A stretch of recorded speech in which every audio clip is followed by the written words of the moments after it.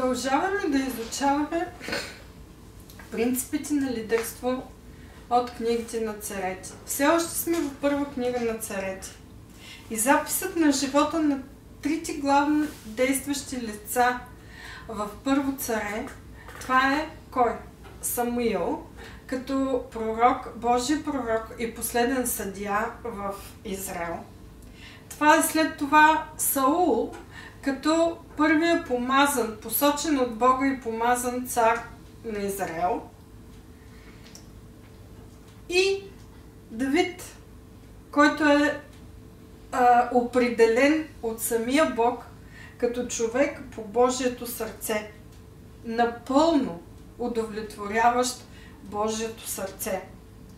Тези три важни личности или записът за техния живот ни дават много добра картина за принципите, по които Бог управлява и очаква от хората да следват в неговото управление. Принципите, които той налага, принципите, които очаква, ние като негови деца също да прилагаме в нашия живот. Въпреки че ние сме отделени на толкова години разстояние като история в исторически план, но принципите си остават такива, каквито ги виждаме там. Стигнали сме до 24-та глава на Първо царе. Заедно с тази глава ние миналия път разглеждахме и Псалом 57, защото е писан от Давид точно по времето, когато се развиват събитията в тази глава. Какво ще видим? На първо място, какво се случва? Или, ако трябва да го приложим към историческия контекст, ще видим как се променят обстоятелствата.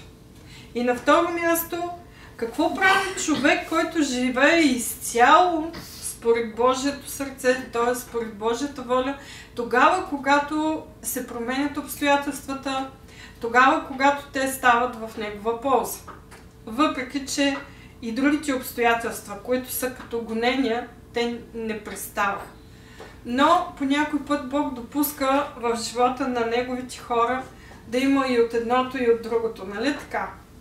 И ние чрез изучаването на тази 24 глава ще научим как Бог очаква хора, които искат да живеят изцяло според Неговата воля, според Неговото сърце и намерение, да се държат в такъв вид обстоятелства. Как изучаваме, сега ще си припомним. Или за тези, които за първи път ще го правят заедно с нас. Първата основна стъпка в индуктивното изучаване на библейските текстове, аз казвам индуктивно изучаване, защото това е един от най-добрите методи, който на практика включва и литературен анализ, културно-исторически, религиозен контекст, всякакъв вид анализи, анализи на значенията на думите на езика, на който са писани първоначално тези текстове. Всички неща включва този метод. На първо място, първата и най-важна стъпка в него е наблюдението.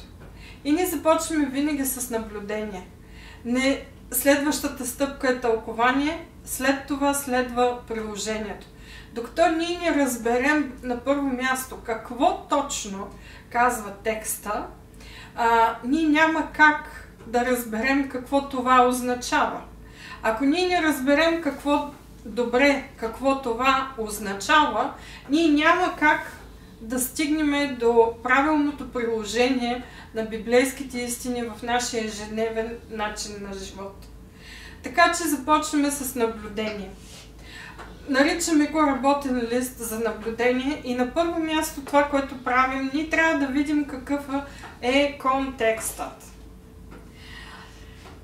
Какво означава контекст? Той, разбира се, е царят. Той определя значението, той определя правилното тълкование на текста, който ние имаме да разглеждаме. Това означава стиховете, които са преди дадения текст, стиховете, които следват, които са вътре в него и тези, които са най-близко на края. Ако трябва да се върнем малко назад от 24-та глава, ние отиваме в последните стихове на 23-та, нали така? Когато отидем там, ние виждаме, че в 23-та глава ние оставяме Давид къде? Той е преследван от Саул и вижте какво се казва. 26 стих на 23 глава на Първо царе казва: И Саул вървеше от едната страна на хълма, а Давид и мъжете му от другата страна на хълма. И Давид бързаше да избяга от Саул, защото Саул и мъжете му бяха оградили Давид и мъжете му, за да ги хванат. Къде се случва това? Малко по-нагоре предишния стих казва, че това се случва в пустинята Моон. Но дойде вестител, казва 27 стих, при Саул и рече: Побързай да дойдеш, защото филистимците нападнаха земята. И затова Саул се върна от преследването на Давид и отиде в против филистимците, по която причина нарекоха онова място села Амалекот, или камък на деление, още избавление. Ние виждаме, че Давид е избавен от ръката на Саул и мъжете заедно с него. Т.е. Бог ни позволи Давид да бъде хванат от Саул и неговите войници. Просто Бог използва филистимците да нападнат Израел и по този начин да отклони Саул от целта. Каква беше неговата цел? Да залови и да убие Давид, както и всички останали, които бяха с него. И така, виждаме, че от пустинята Моон, вижте какво казва 24 глава, 1 стих. След това Давид излезе оттам и заживя в недостъпните места на Енгеди, и като се върна Саул от преследването на филистимците, извих стиха му: Ето Давид е в пустинята Енгади. По-надолу, ако продължим да четем, ние ще видим, че цялата тази 24 глава се разделя на 3 важни момента.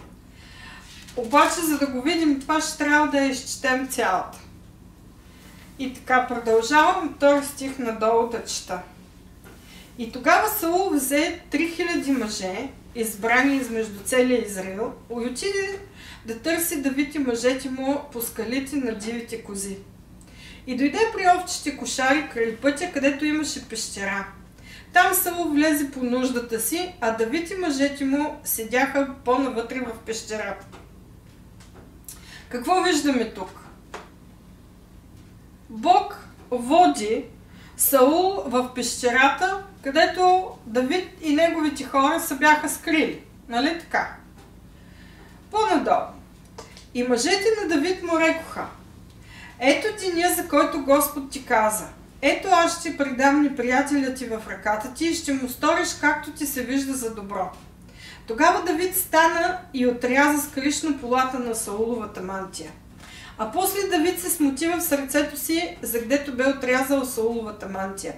И реше на мъжете си: да не ми даде Господ да сторя това на господаря си, Господния помазаник, да вдигна ръка против него, защото е Господният помазаник. С тези думи Давид спря мъжете си и не ги остави да се вдигнат против Саул. А Саул стана, излезе от пещерата и отиде по пътя си.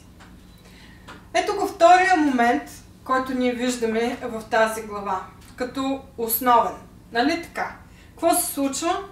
Сърцето на Давид не му позволява нито той, нито на мъжете заедно с него да вдигнат ръка и да убият Саул, защото го счита все още за Господен помазник, защото го счита за цар. Т.е. някой, който има божествен авторитет над него в живота му. Какво се случва по-надолу? После стана Давид, излезе от пещерата и извика след Саул: Господарю мой царю! И когато Саул погледна назад, Давид се наведе с лице до земята да се поклони. И Давид каза на Саул: Защо слушаш думите на човеци, които казват: Ето Давид иска злото ти? Ето днес очите ти виждат как Господ те предаде в ръката ми този ден в пещерата. И едни рекоха да те убия, но аз те пожалих, защото си казах: Няма да вдигна ръка против господаря си, защото е Господният помазаник. Виж, още, отче мой, виж и полата на мантията ти в ръката ми. И от това, че отрязах полата на мантията ти, но не те убих, познай и виж, че няма ни зло, ни престъпление в ръката ми и че не съм съгрешил против тебе, при все, че ти ме гониш, за да отнемеш живота ми. Господ нека съди между мене и тебе и Господ нека ми въздаде за тебе, обаче моята ръка не ще се вдигне против тебе. Какво казва поговорката на древните? От беззаконници произхожда беззаконие, но моята ръка не ще се вдигне против тебе. След кого е излязъл Израилевият цар? Кого преследваш ти? След умряло куче, след една бълха. Господ нека бъде съдия и нека съди между мене и тебе. Нека види, нека се застъпи за делото ми и нека ме избави от ръката ти. И като изговори Давид тези думи на Саул, Саул рече: това твоят глас ли е, сине мой Давиде? И Саул плака с висок глас и каза на Давид: ти си по-праведен от мене, защото ти ми въздаде добро, а аз ти въздадох зло.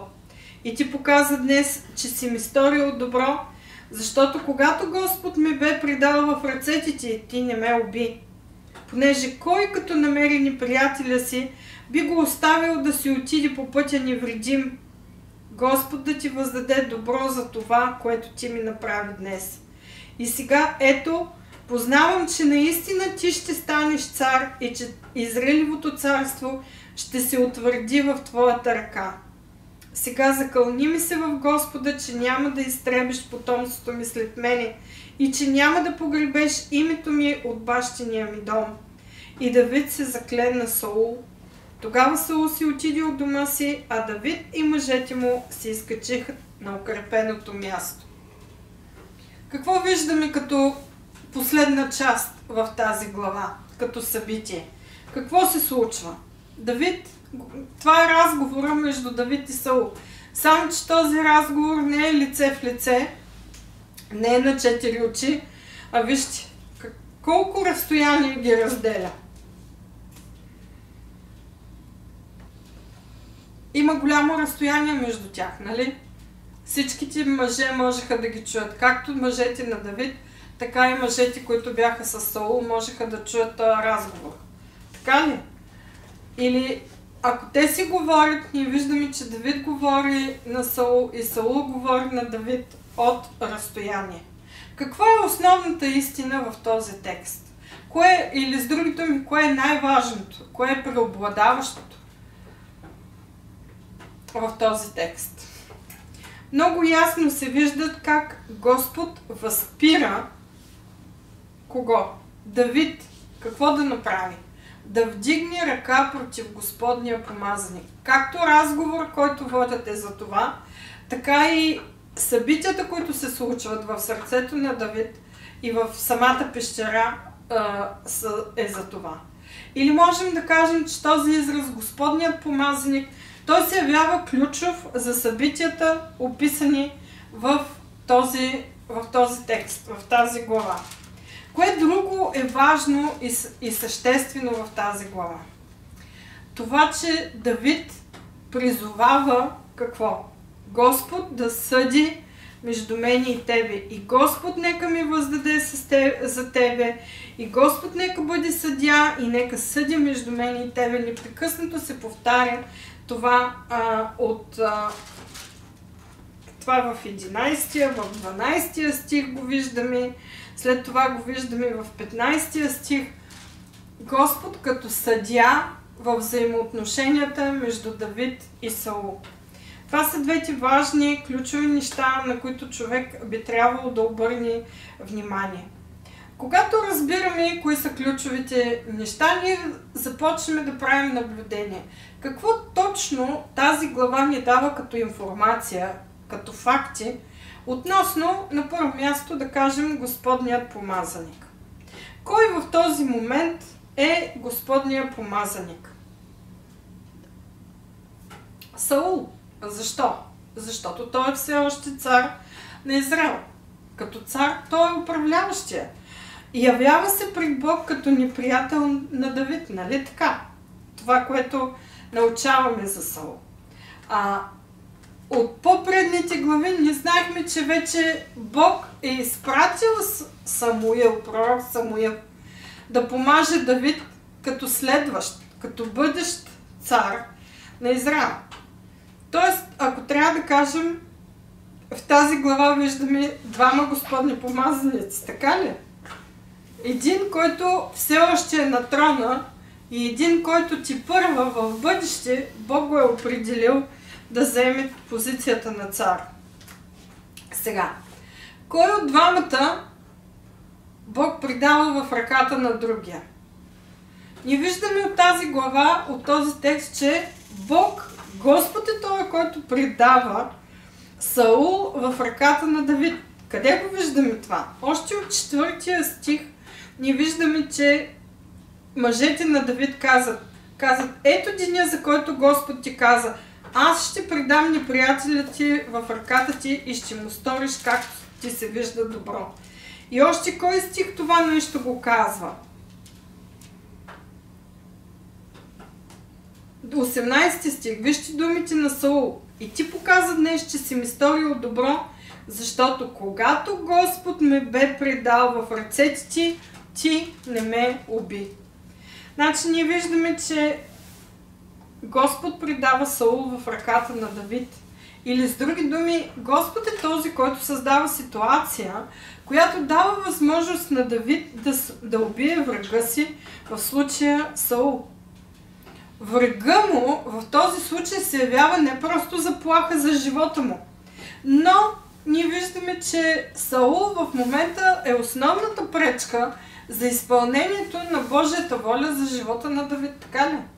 Давид трябваше да бъде цар на Израел, но Саул все още взема тази позиция. Какво обаче научаваме, каква е реакцията на Давид относно това? Какво е доброто, което Саул казва, че той му е направил? Не го е убил, но какво прави Давид? В този 4 стих се казва, Давид стана и отряза с кришно полата на Сауловата мантия. Защо Давид постъпи по този начин? 5 стих ни казва причината за това. Давид се смути в сърцето си, загдето бе отрязал Сауловата мантия. Виждаме, че сърцето на Давид силно се смущава поради това, което той прави. Дори, че не го е убил, но само факта, че си позволява да вдигне ръка и да отреже част от дрехата му, това прави сърцето на Давид да не се чувства спокойно. И как в 6 стих Давид оценява това си действие? Казва, да не ми даде Господ да стори това на господаря си, да вдигна ръка против него. Защо? Защото той е с разбирането, че въпреки, че Бог създава такива обстоятелства в негова полза, той можеше да се възползва, нали така? Можеше директно да го убие. Но въпреки това, Давид не използва тази ситуация в своя полза.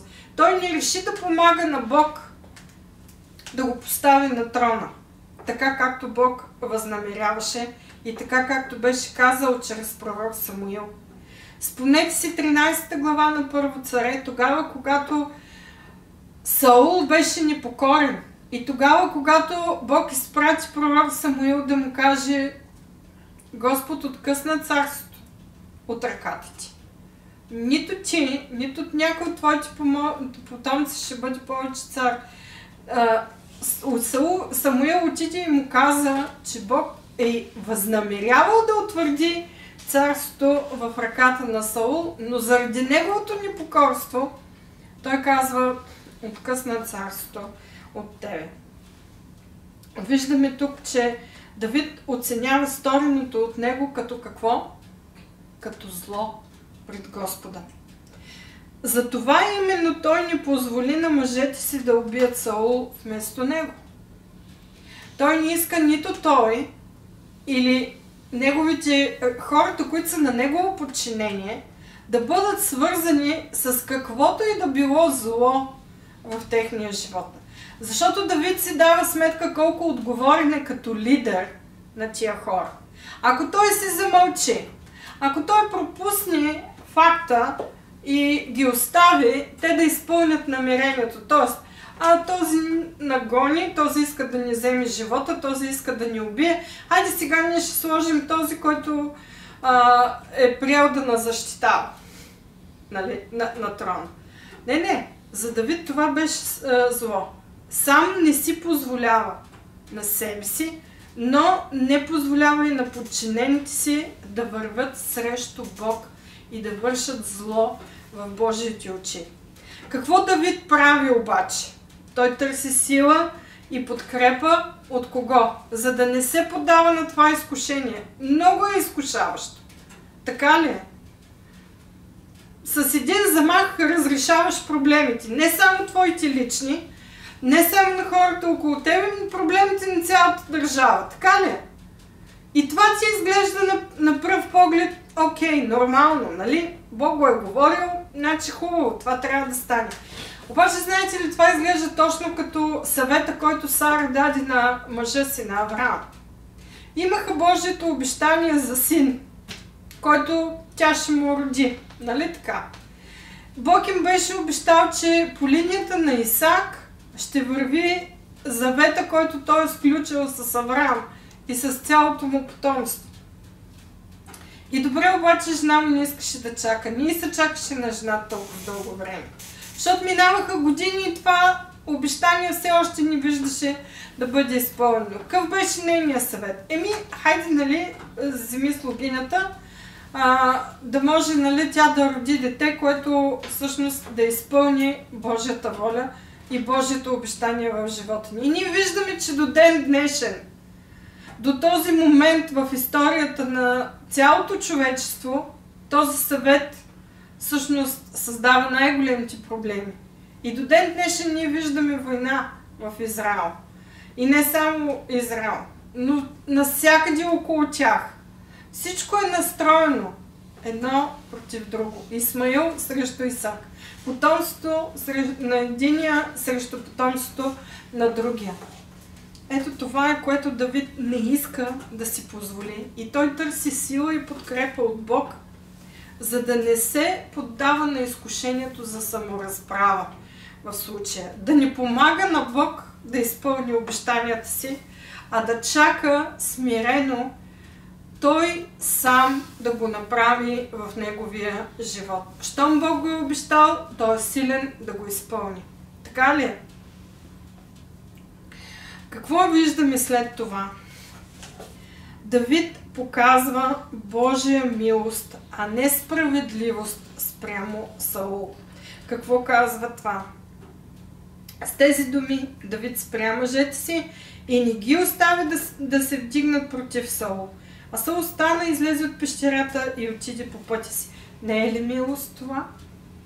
Не е ли божествено да оставиш врага си спокойно да излезе от пещерата, въпреки че си имал обстоятелства, ситуация, които ти дават възможност за саморазправа? Кое още потвърждава отношението на Давид към Саул на пълно смирение и пълно приемане на Божия авторитет? Вижте 8 стих какво каза. Когато Давид излезе от пещерата, извика след Саул думите му: Господарю мой, царю. Как го нарича? Господар. Той признава неговата върховна власт над себе си като цар в страната. Вижте какво прави. Давид се наведе с лице до земята. Значи той не само продължи на думи да го нарича цар, господар, но той и на дело му се покланяше като на такъв. Давид признаваше божествения авторитет, който Саул има като цар над него. След това какво прави? Той казва на Саул всъщност истината за неговото поведение, за решенията и за отношението на Саул към самия него. На какво се основават тези решения, тези действия, тези мнения? На хорското говорене. Спомнете си как Саул стана смъртен враг на Давид. Помните ли тази глава? Връщаме се назад в 18 глава. В 8 стих се казва: след победата над филистимците, след победата над Голиат, цялата тази 18 глава е свързана с промяната на отношението на Саул. Почва в 8 стих. След като Саул чува начина, по който народа възпява победите, които Давид е извоювал. Казва се в 8 стих: се разсърди много и тези думи му бяха оскърбителни и каза: на Давид отдадоха десетки хиляди, а на мене дадоха хиляди. И какво му липсва още освен царството? И от този ден нататък Саул гледаше на Давид с лошо око. Накрая главата 29 стих казва: и тъй Саул още повече се страхуваше от Давид и Саул стана Давидов враг завинаги. На какво се основаваше отношението, което негативното, това лошото, злото, което възникна в сърцето на Саул? На хорските думи, а не на истинските факти. Не на начина, по който Давид се отнасяше към него. Така ли? То се отнасяше неговите решения, неговите действия, неговото отношение на Саул беше провокирано от това какво хората говорят.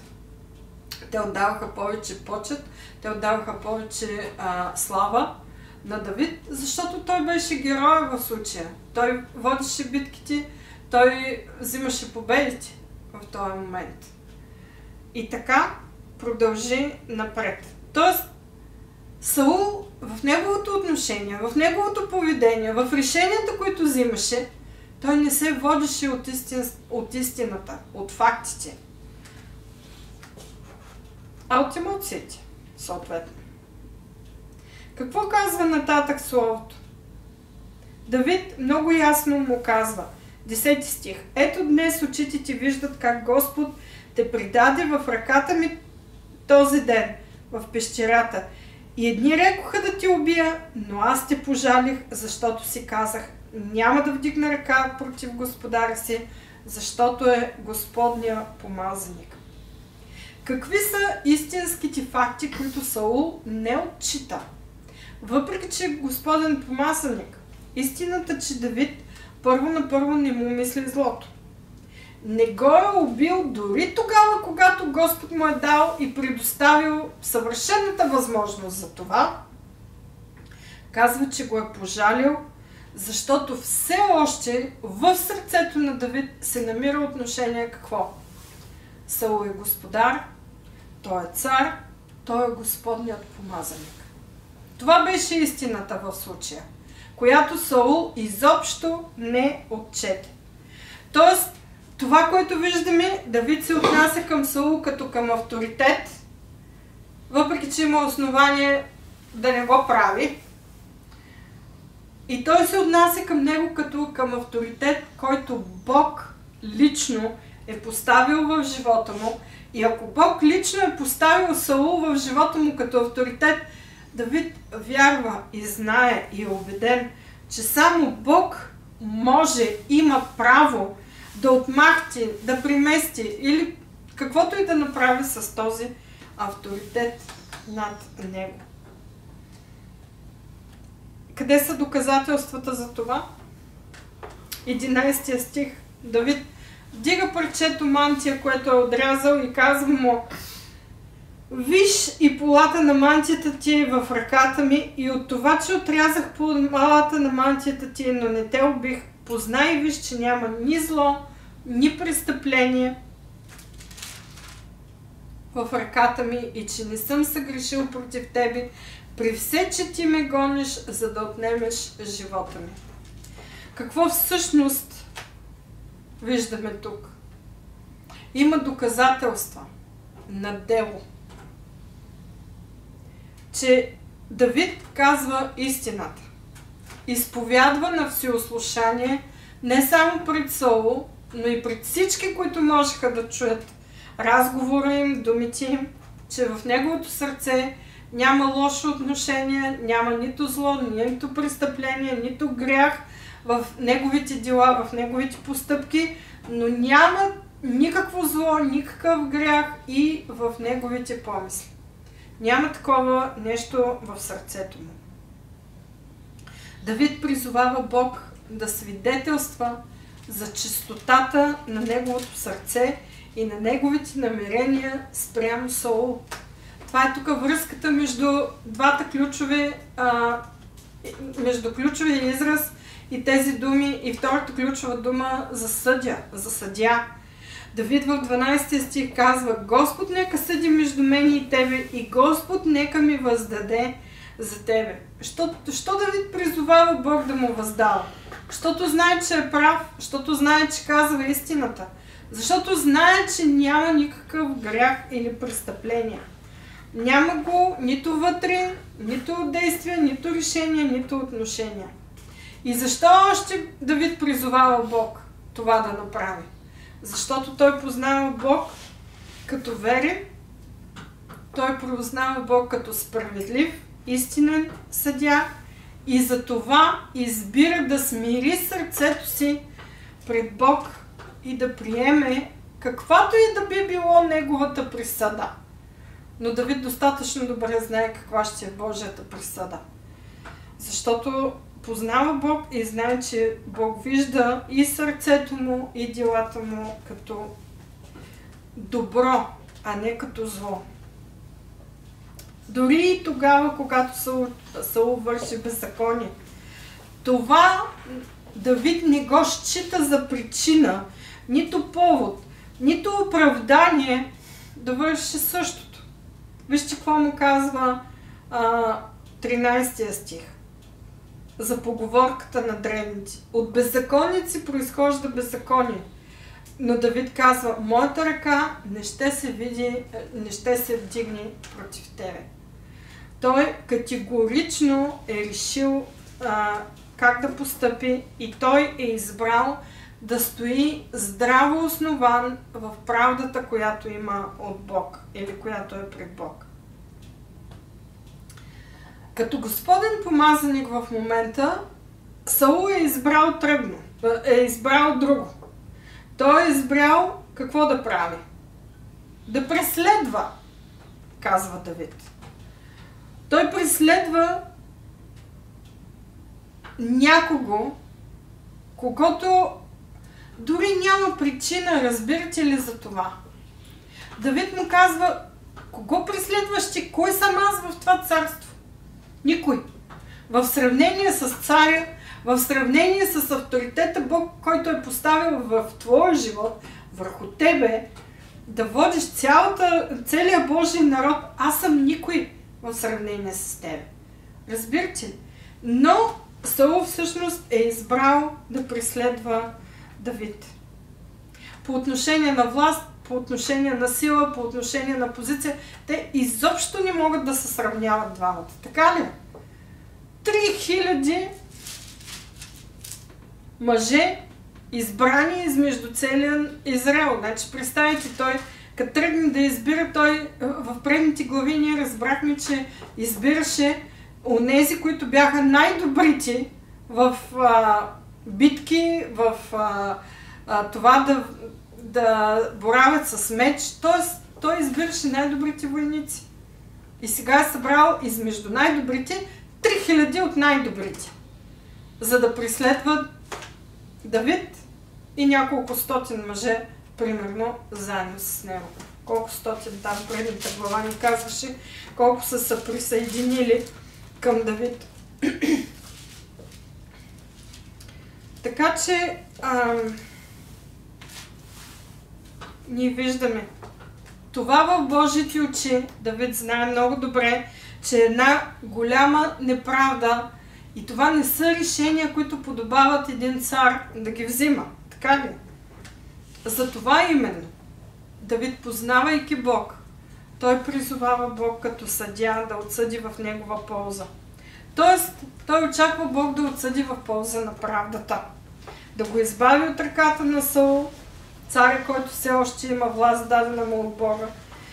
Обаче да го избави така, защото да се види, че Бог е той, който бди над неговия живот. Какво още научаваме за Господния помазаник, за Саул? Дори той при тези обстоятелства не може да направи друго, освен какво? Освен да признае правдата на човека по Божието сърце. Давид не го е убил, въпреки предоставената му възможност. Окей, това е супер, подобаващо на Господен помазаник, на цар. Така ли? Да признаеш едва ли не собственото си, да признаеш качествата на врага си е добре. Говори за някакъв вид достоинство все пак. Човешко, обаче. Защо казвам човешко? Защото Давид не стигна до край в това признание. Той не призна собствената си неправда. Продължаваше да стои като неприятел на Давид и продължаваше да желае смъртта му. Той не призна. Единственото, което каза в 17 стих, ти казва си по-праведен от мен, защото ти ми въздаде добро, а аз ти въздадох зло. Той знаеш ли колко пъти се е опитал да го замеря с копието? Нали така? Знаеш ли колко пъти постоянно всъщност го преследва, за да му отнеме живота, но той си оставаше неприятел вътре в сърцето си на Давид. Той не обърна отношението на своето сърце към него. Виждаме, че Саул призна, че животът на Давид е доказателство за изпълнението на Божията воля. Въпреки че това не се вижда още, той го виждаше в бъдеще. 20 стих, вижте какво му казва Саул.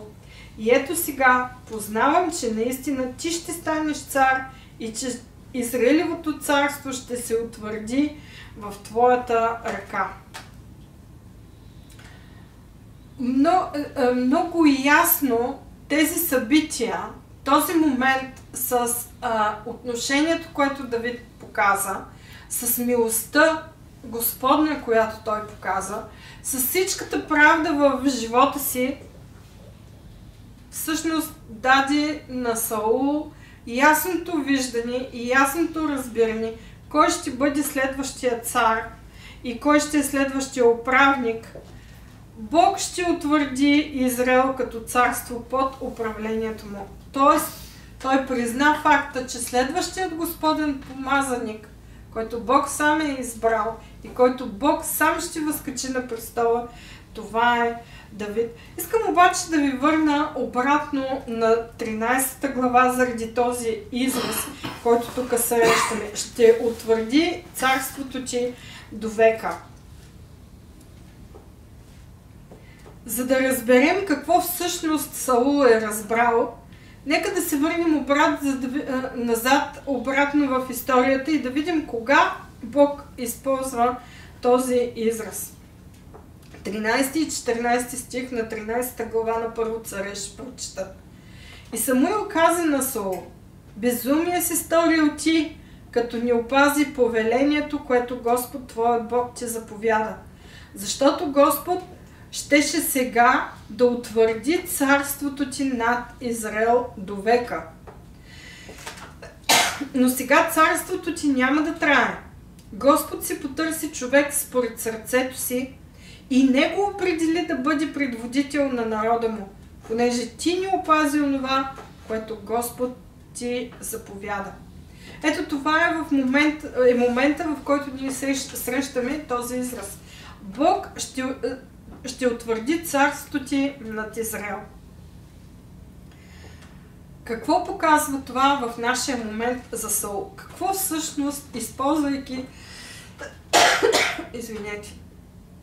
този израз по отношение на Давид, Саул осъзнава? Саул ясно осъзнава, първо, че някой от потомците на Давид, а не някой от неговите потомци, завинаги ще заема позицията на цар в Израел, на Господен помазаник. Той осъзнава, че нито един от неговите потомци няма да наследи царството.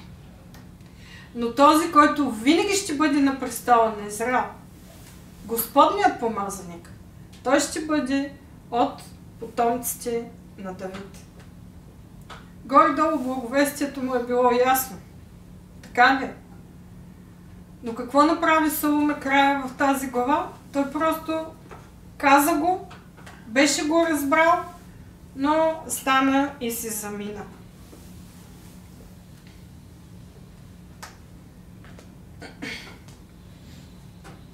Всъщност той избра и да се възползва от това, което беше разбрал. Вижте какво Саул кара Давид да му обещае, да му се закълне. 21 стих на 24 глава на Първо царе. Саул казва: нека закълни ми се в Господа, че няма да изтребиш потомството ми след мене и че няма да погребеш името ми от бащиния ми дом.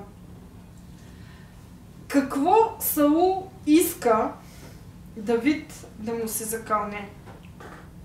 На първо място, че няма да търси лично възмездие, но ще покаже милост не само към него самия, но и към неговите потомци.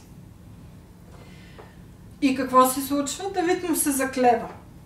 Вярва ли му Саул, че ще изпълни клетвата си? Вярва ли му? Аз мисля, че му вярва. Не е казано в прав текст. Защо? Заради правдата. Заради правдата, която Давид в този момент показва. Заради Господната милост, заради отношението, което той има към него. Затова всъщност Саул го кара да му даде обещание, да му се закълне. И какво се случва? Давид се закле на Саул, тогава Саул си отиде от дома си, а Давид и мъжете му се изкачиха на укрепеното място. Когато няма никаква основа за доверие, т.е. той, който върши зло, си остава с неправилното отношение в сърцето. Този, който върши добро и показва милост, той продължава в същата посока. Така ли? Но това по никакъв начин не сближава единия с другия. Защо? Защото Саул не позволява на правдата от Господ, видяна в живота на Давид, да промени неговото сърце и неговото зло. Когато няма основа за доверие помежду им, какво се случва? Хората намират безопасност в какво? Единия насам, другия натам. Хората намират безопасност в раздялата. Въпреки всички признания, въпреки дадени обещания. Те просто намират мир за себе си по-човешки, разделяйки се един от друг. Разбирате, че в това наблюдение има един огромен контраст, който виждаме между Давид и Саул. Саул като настоящ Господен помазаник и Давид като към бъдещ цар, който Бог сам ще възкачи на трона.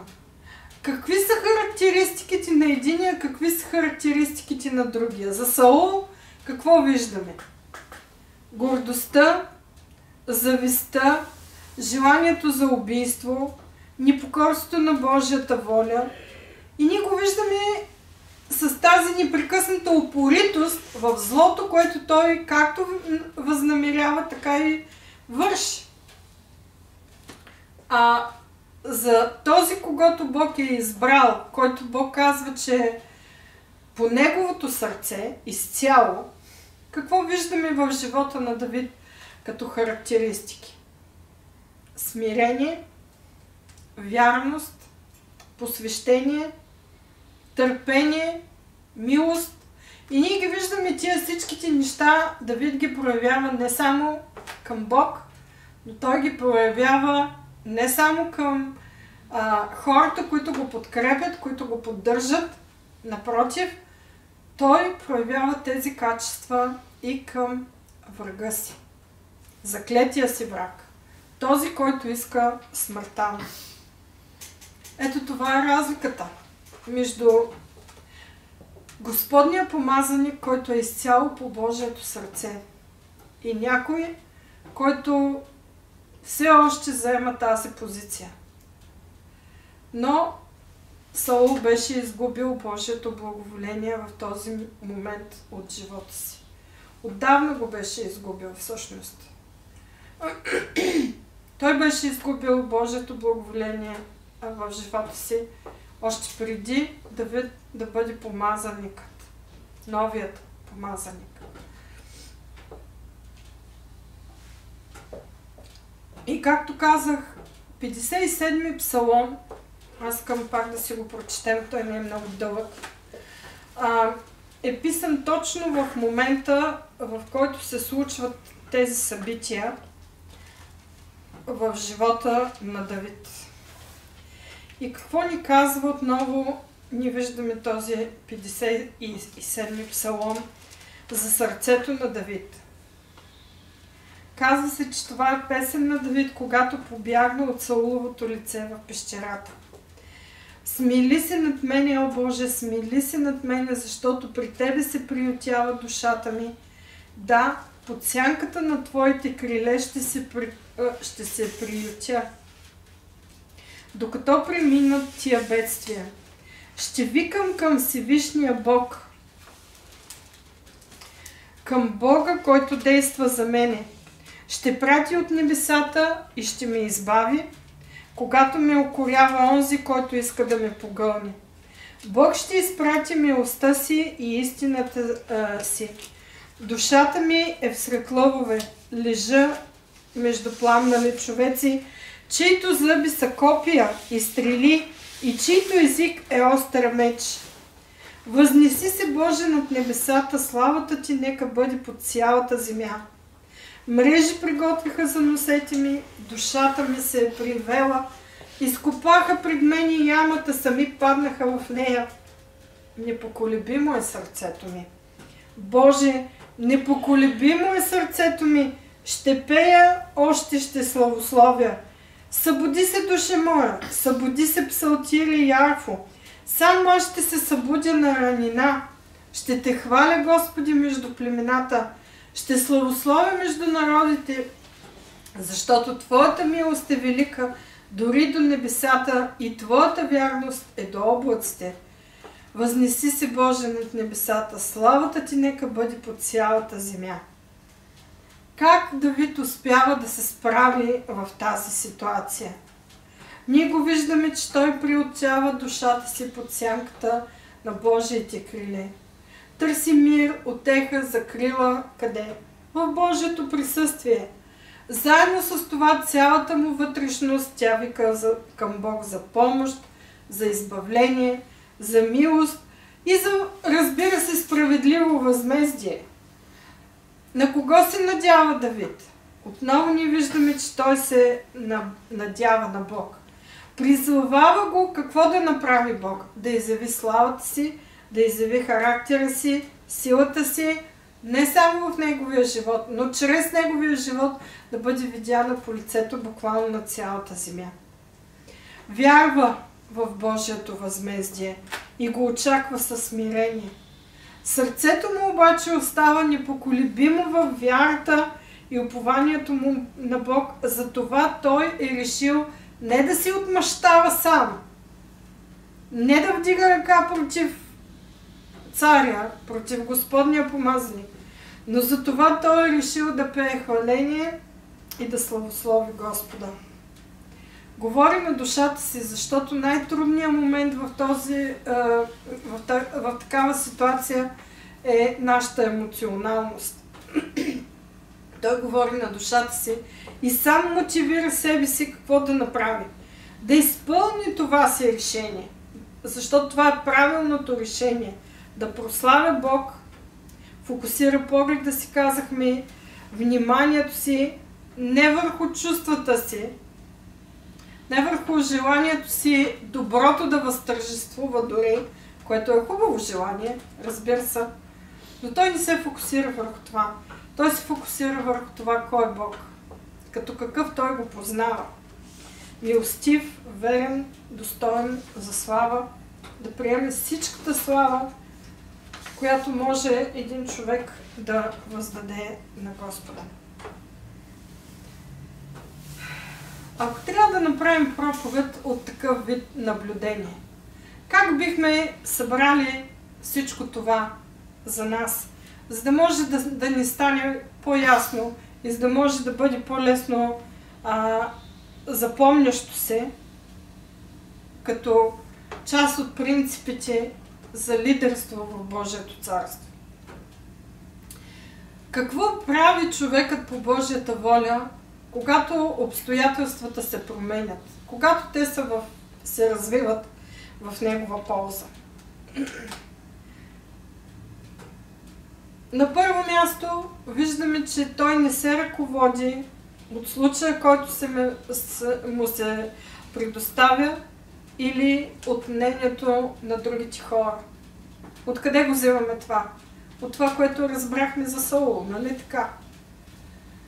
За настоящия Господен помазаник в Израел. От пък примера на Давид какво взимаме? Второто важно нещо. Божият човек остава чувствителен или той е отворен за движението на Божия дух. С други думи казано, той разпознава Божията воля при различните обстоятелства. Защото казахме, че те вече са променени. Стават в негова полза, нали така? Ако трябва това да го видим приложено в нашето общество, много трудно го виждаме. Като дойде нова партия на власт, какво се случва? Почват първо репресиите към тия, които са били до сега на власт. Или айде да не го кажа с думата репресии, но се започват всякакъв вид проверки, само и само да изкараме кирливите ризи, т.е. всичко неправилно, което предишните управляващи са вършили. Нали? Веднага има смяна в администрацията, нови хора идват, хора, които са, нали, на наше подчинение, т.е. на наша страна. Това е, което обаче Божият човек не прави. Виждаме. В поведението на Давид той продължава да остава чувствителен и да иска да разбере, въпреки че обстоятелствата му дават възможности, той ли е този, когато Бог очаква да проправи път, хайде да кажем, към изпълнението на Божиите обещания?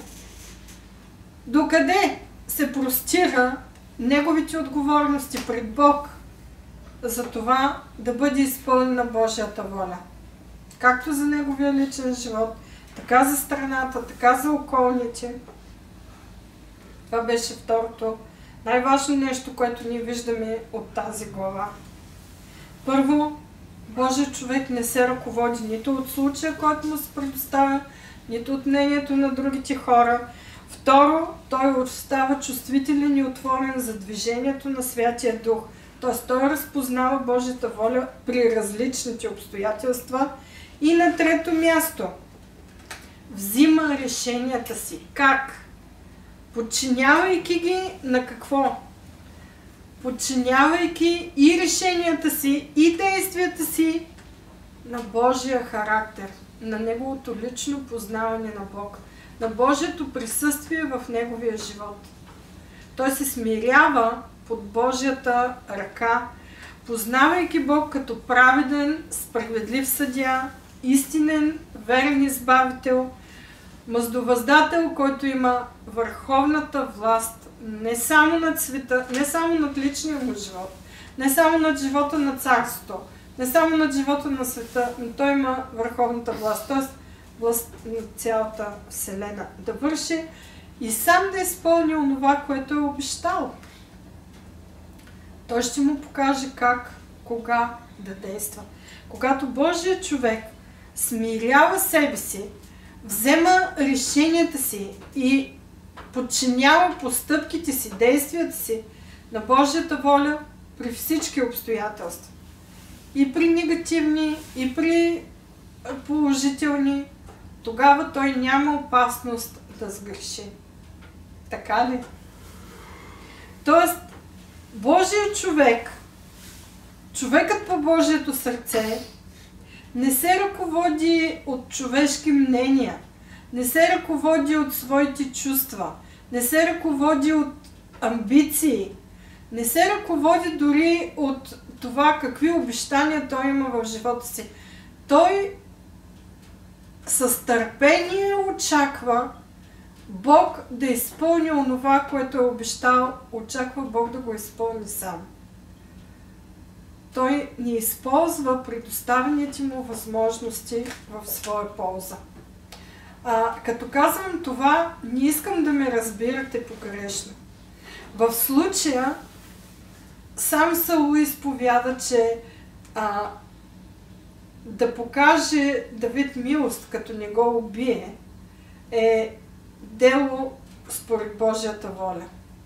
Дело, каквото подобава на Божия характер. Да казва, ти ми въздаде добро за злото, което аз ти причиних. И ние виждаме след това в Матея 6 глава, Евангелието на Матея 6 глава накрая, какво казва. Даже всъщност дали 6 или 7 глава, но в Евангелието на Матея, в проповедта на планината, която е от 5 до 7 глава, Исус какво казва? Побеждавайте злото как? Чрез добро. Не отвръщаме на злото със зло, но ние побеждаваме чрез добро. Това е възможно единствено и само, ако следваме примера на Давид. И знаете ли, по-нататък в другите книги на царете, след смъртта на Соломон, сина на Давид, който стана един от най-великите управници по лицето на земята и в цялата човешка история, можем да кажем, най-мъдрият владетел, най-мъдрият цар от всички, защото Бог му даде специфична мъдрост. Богат, изключително богат, защото Бог го благослови с огромно богатство, буквално легендарно богатство, мога да кажа.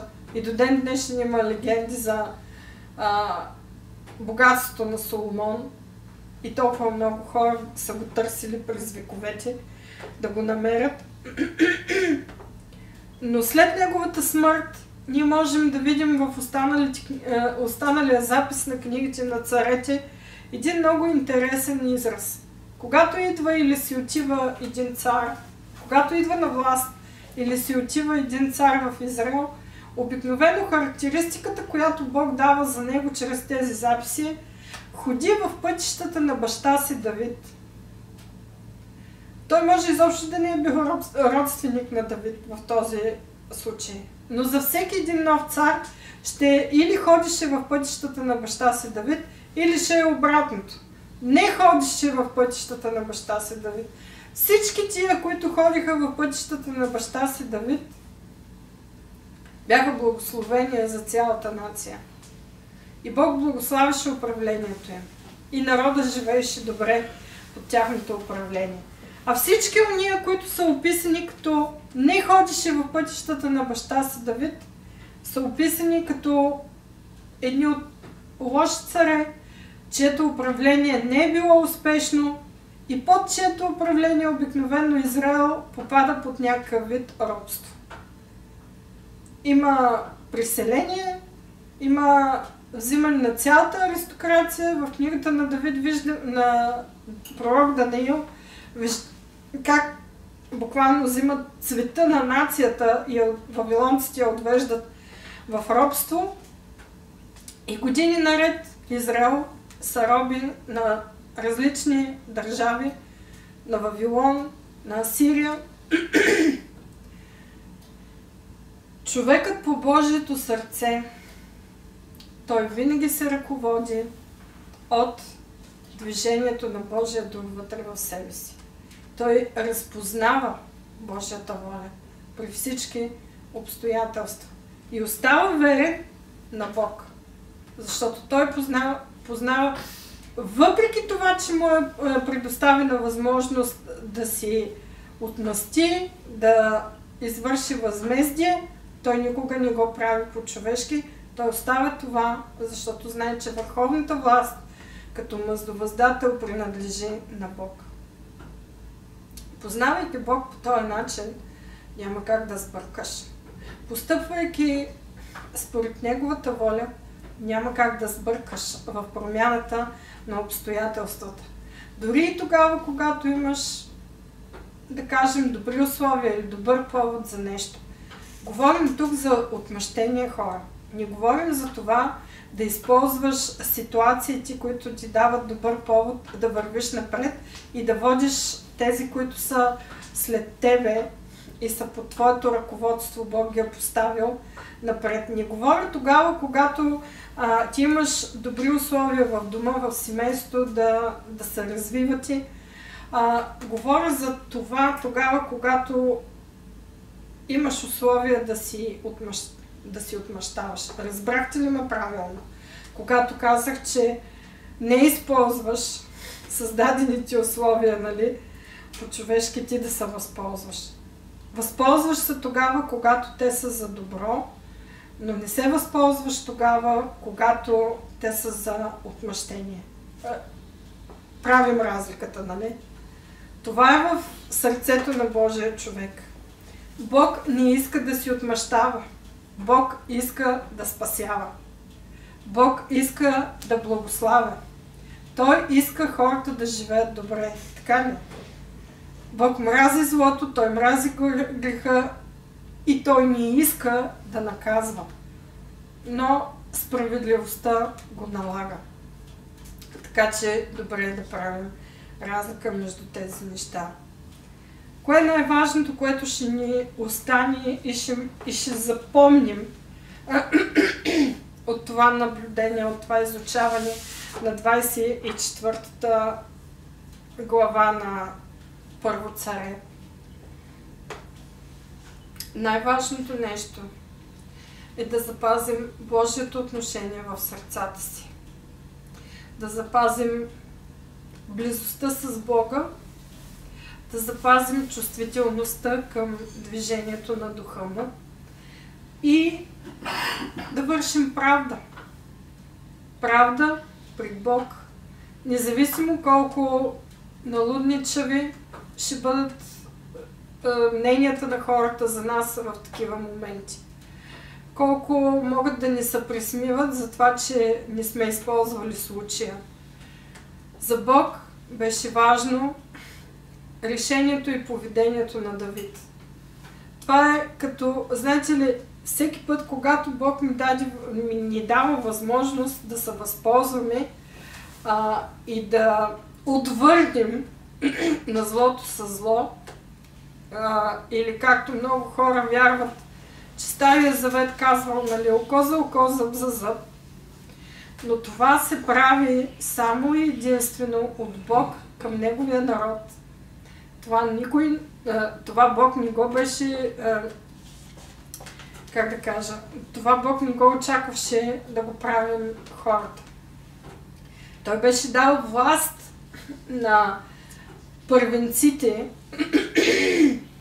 да отсъждат между хората отделните ситуации, нали, отделните проблеми, с които те ще отидат. При тях като към градски управници. Ние виждаме много места в Библията, които говорят за това. Но преди всичко Бог вършеше това око за око, зъб за зъб. В закона всичко беше определено по този начин. И този закон беше държавен закон в Израел. Днес ние имаме такива закони в нашата нация. И трябва да ви кажа, че те по никакъв начин не могат да удовлетворят чувството за морална оценка във всяка една от ситуациите. Моралният аспект го забравете в нашите съвременни закони. И от тази гледна точка на нас много от ситуациите ни изглеждат несправедливи. Защото ние включваме и морала, който трябва да съществува. Но Бог го беше направил това от него като върховен управител в Израел към своя народ, чрез законите, в които им беше дал. Не забравяйте, че в този закон, освен смъртното наказание, присъстваше и прибежищните градове. Той беше дал възможност на хората, които не с умисъл, не с зло, бяха извършили дадено престъпление, убийство или каквото и да било друго, но те ги бяха, това се беше случило без тях, ако го кажем със съвременен юридически термин, непредумишлено, каквото и да било престъпление, то е било непредумишлено. Той им беше оставил в закона опцията на прибежищните градове. Можеха да отидат, да се спасят, да останат да живеят в тях. Така че Бог ни очаква от неговите лидери да постъпват така. Око за око, зъб за зъб. Той очаква от неговите лидери да постъпват с Божия милост, с Божия справедливост, с дълготърпение и със смирение пред Бога. Да останат винаги чувствителни при всички обстоятелства към движението на Неговия дух. Да говорят истината, дори с враговете си, и да не позволяват на тези, които са на тяхно подчинение, да вършат каквато и да било неправда в Божите очи и да въздават възмездие по-човешки. Това е изключително важно да разберем. Това е примерът на човекът по Божието сърце от 24 глава. Ако трябва да си озаглавил, аз за себе си сложих заглавието: няма да вдигна ръка срещу Господния помазаник. Нито аз, нито те, които са с мен. Нека Бог да ни благослови. Да се помолим да бъдем като Давид в такива ситуации. Да имаме Неговото сърце, за да можем да стоим пред Бога по начина, по който Бог гледаше на Давид. Човек по моето сърце. Амин.